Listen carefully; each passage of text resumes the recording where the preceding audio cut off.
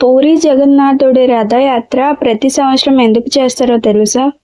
ఇంద్రదమ్యుడు మొట్టమొదటిసారి పూరి మందిరాన్ని కట్టిస్తాడు. కట్టించిన తర్వాత జగన్నాథుడు మీకు ఏం వరం కావాలో కోరుకో, నేను నెరవేరుస్తా అని అంటాడు.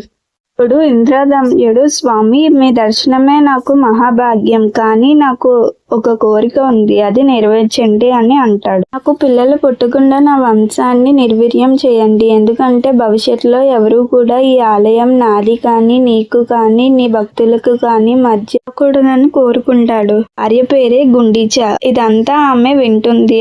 ఆమె బాధతో రాజా నాకు తల్లి అయ్యే భాగ్యం లేదా అని బాధపడుతూ ఉంటే అప్పుడు జగన్నాథుడు వచ్చి, అమ్మ నేను మరియు నా అన్న బలరాముడు నా చెల్లి సుభద్ర నీకు పిల్లలుగా ఉండి ప్రతి సంవత్సరం నీ దగ్గర ఉంటాం, మేము అందరమే నిన్ను తల్లిలాగా భావిస్తామని వరం ఇస్తాడు.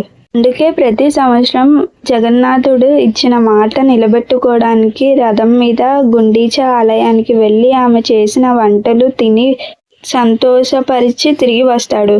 ఇక్కడికి మనం కూడా భక్తితో ఏ కోరిక కోరుకున్నా తప్పక నెరవేరుస్తారు. Please subscribe. Thank you.